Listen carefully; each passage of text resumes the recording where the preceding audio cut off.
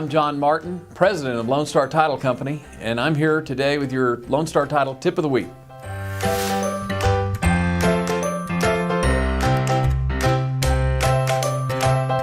The title company is where the rubber meets the road. That's where everybody in the transaction comes together. The buyer, the seller, the real estate agent, the surveyor, the appraiser, and the lender. That's where it all meets together. And so at the closing, generally the buyer and the seller are the ones signing documents.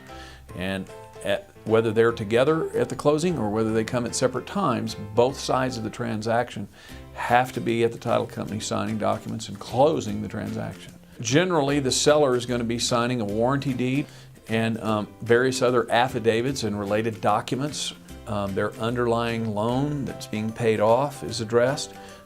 Any kind of affidavits regarding their ownership of the property or their inheritance of the property or any pending divorce issue, all of that would be addressed with the seller at closing. The buyer generally is going to be signing all of his loan documentation.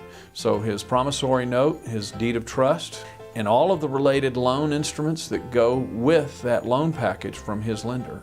The buyer's loan package is typically very thick relative to what the seller signs, and so the seller's side of the closing usually takes a third of the time that the buyer's side of the transaction takes. So the term funding means when the title company is authorized to disperse all of the funds that it's holding on behalf of all of the parties to the transaction.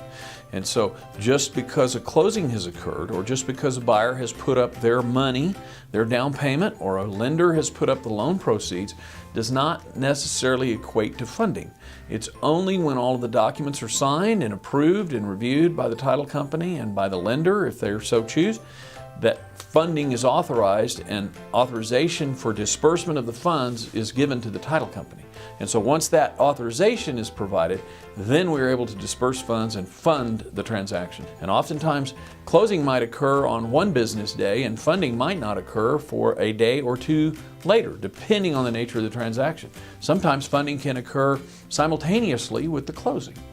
Funding is really the point in time when the process is complete in everyone's mind, but the actual finish line is the recordation process. And so recording the documents of record with the county clerk's office is how the transaction gets actually put over the finish line. As far as the funding process goes, because we're a local title agent, we tend to work with more localized community banks.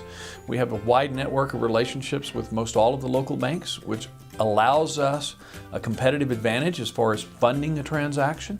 We can advise a bank oftentimes ahead of time if we know that we're going to be bumping up against their wire deadline, and they will reserve money for us to be able to be wired even though it may be past their normal posted wire time. I'm John Martin, president of Lone Star Title Company, and that's the final Lone Star Title Contract to Closing Tip of the Week. We hope that you've enjoyed this series, and we look forward to serving you soon.